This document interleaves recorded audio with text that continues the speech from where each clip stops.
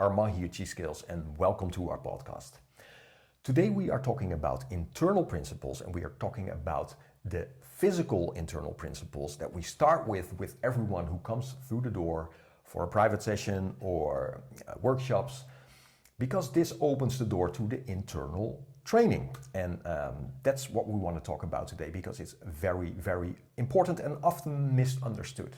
Yeah, and I think a lot of people, when they come in, it's always funny to see when we start and they come into the door and their body tells a story, really. Yes, yes. You see how they stand, how they carry themselves, how they walk, and exactly. And and then we start with looking at ourselves, like how do we stand, standing practice, and you see that even when somebody starts, or also some people who've trained for a long time, it's kind of, they're unsure, like, am I doing this right? Am I standing correctly? I had the same for a long time. Those were a couple of the things that, when people come in, they're like, okay, should I be feeling muscle, and about all these things.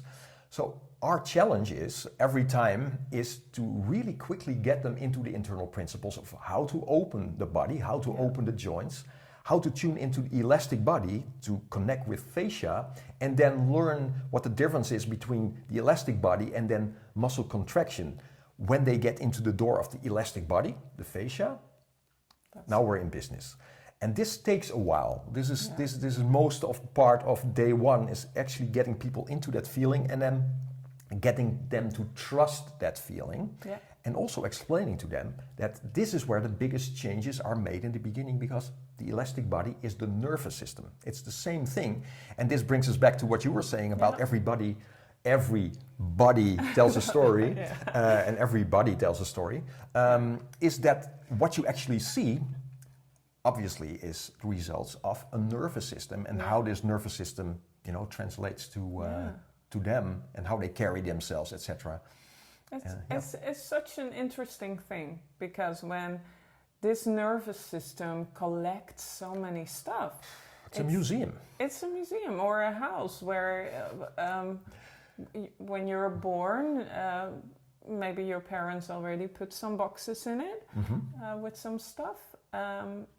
You're into your DNA, or how do we call it, and then through your life you're copying, and so it's so interesting when you see. But there were a father and a son here this summer. Yes, and you see that how they stand and how they move, it's kind of similar, because, well, it's how they're built, but also it's also conditioned. Conditioned, because children copy so much. So, yes. And now, but because that is happening, you also take maybe some stuff into your own system that you don't want to. Absolutely. So when you make this, this comparison with a house, which I really like. There's all sorts of rooms in this house, right? There's like a mental room, there's an emotional room, there's a basement where it's dark and sticky, where there's a really, just to be really serious also here, is people, they experience a lot of things during their lives, and most of the time we don't really get young people here, sometimes we have an exception, which is great, but most people have lived for a while, so there's stress in the system. There's all sorts of blockages. There's also a lot of heaviness in the system, and this is very interesting to talk about, because in the Qigong process we want to create a lightness and an openness, so that we can actually start releasing some of this stuff, and we have to move beyond a heaviness and contraction. So in these first stages of this physical training, when we start connecting with openness and how that actually feels, and connect with the elastic body, now we have it's like you get the key into your house, right? It's like, so I can actually go in and start cleaning up, because there's tons of exercises obviously that we can do with the elastic body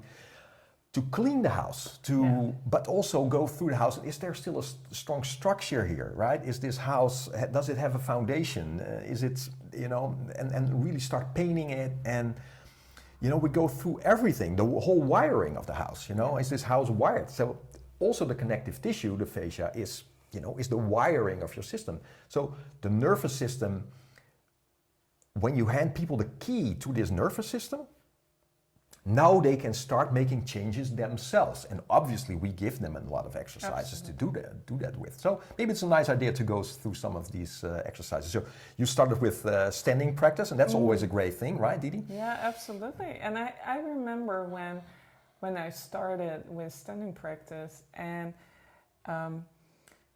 didn't do much of the, building a lot of elasticity. Although I did a lot of ballet. There was a background in that for sure, in the foundation already. And that's a funny thing. Whenever I went to ballet class, for people who've been to ballet, not sure how many, but every time my teacher would really look at posture. Always putting us straight, like, okay, this is how you stand up, shoulders nicely in the middle, head up, like on the right, put it all straight. Exactly, yeah. So like open and presenting yourself, and And especially with ballet, you want to... It's expression, right? Express yourself. So if you're crumbled, if the shoulders are turned downwards, that's not going to help. No. So, but when I was doing the standing practice, at first I was kind of carrying my arms. Right. So it was really heavy. I couldn't do it for such a long time, and my legs were like jelly after like shaking. And it's pretty intense. Yeah, but after practicing for a longer time, and not just the standing practice, but all different exercises to build up fascia. Mm-hmm. And then it seems like your arms are carrying themselves. Absolutely. And also, it's not a linear process, because you don't want to do the standing practice and then after that going into energy work. You want to kind of parallel. Sure, training. It's not, I mean, we don't get that old, if you want to perfect everything. And, the physical training keeps being important all the time. We'll talk about that a little bit later. Yeah, but this is, the standing practice is such a great entry, because you're standing still, right? Yeah. So there's not any distraction of any movement at that point, although there's micro movement, and that's what we're looking for, right? And so the difference between the heaviness of the arms and then bringing a gentle stretch in it, and really recognizing, okay, wait, if I open these joints and now I connect to this elastic feeling, now there's a lightness there, and I feel a complete unified body appearing, right? And these concepts, when they start coming, now we can say, okay, let's start moving with these same concepts. And now it starts making sense for people when they, maybe they've been doing like a Tai Chi for a while, or other Qigong forms. They're like, oh, wait a minute, these same concepts of opening joints and then working with the elastic body, and then also finding the relationship between how you can hang muscle in this elasticity and still keep structure. They can carry that with them into their training and see into movement as well. And that's just great, because your Tai Chi training will take on a completely different meaning if you start recognizing, wait a minute, I'm working with my nervous system here. It's Absolutely. A healing process, it's and there's a specific sort of relaxation we're looking for.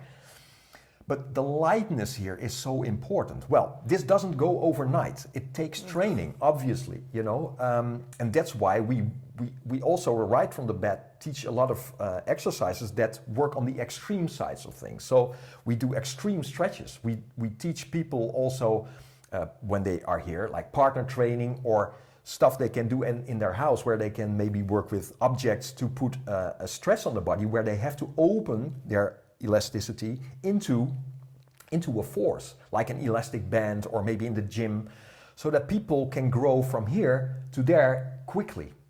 Because you really want to go into the internal training to a point where you really set up this foundation that you can move beyond, that it's not costing you constant awareness to keep open. No, you're conditioning your body in a different way, so it starts carrying an openness by itself all the time. And of course that needs maintenance, obviously, but in the beginning stages it just takes a lot of more work. But this is where the big change happens. This is where you really get into the door, and it just changes the story, and that's so beautiful. You know, we also have the privilege of seeing returning students, some of them more often, some you see them, you know, maybe every couple of months, and you see these changes happening. And of course we know the relationship between, you know, the elastic body and our states, how we feel generally in life. So yeah, that's an amazing thing. But even when we do the summer workshops, which are 5 days, sometimes even when you kind of do the first exercise, and when you put somebody straight and open yeah, aligned, and then in quite a lot of cases you see a different person standing there. Yeah, and that's like that. And that's like it just clicks. Yeah. It's like, whoa. Yeah, and then you see somebody wants to come out. There's a different energy, a more grounded energy. The only thing is, you can reach that within, you know, a couple of seconds by putting somebody in that position. Yep. The thing that you're talking about, what costs time, is that you have to repeat it. That's why everybody should have my ballet teacher, who is kind of on a tape, who's like, stand up straight, correct your spine, okay, you know. Because especially in the beginning, you need that constant reminder. Yeah, absolutely. I mean, it's working with the elastic body. When you look at any skill, any physical skill, might be dancing, might be playing the guitar, might be Tai Chi, whatever. Learning how to walk as a kid, you know, it's all about the elastic body, and it's making an imprint in the elastic body, a memory, because it has a memory. And this is also part of the problem, you know. It has a memory. So, a structure can become a habit, can become it's a memory, so it becomes a habit. So to change that around obviously takes time, and for you to constantly remind yourself. Well, last week we did a podcast also about 24-hour practice. So this is also something that we encourage people to do, is to take this concept, let's say, of alignment and openness with you into your day and be constantly aware of that, you know. And this is so interesting. When we bring into this a new imprint, a new memory over time, which maybe takes you maybe a year to a couple of years, where you really feel you're going through this process. And by the way, every time you train, you feel better, of course, because that's just what happens. You just feel that, okay, now you get the whole thing that the internal training wants to achieve is move beyond the physical. So it needs a sort of stillness in the body where it's not screaming for attention all the time, to move beyond these layers. Like you said, it's not something that we're waiting for.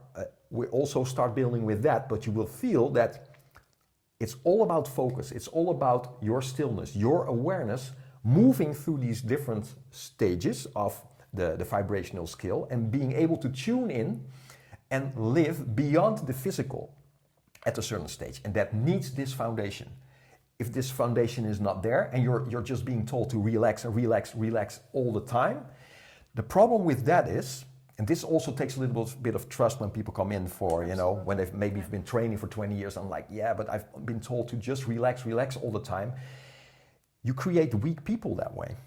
And people are not weak. They don't want to be weak. But the thing is, it takes time to open up to your own power and really step into your own power.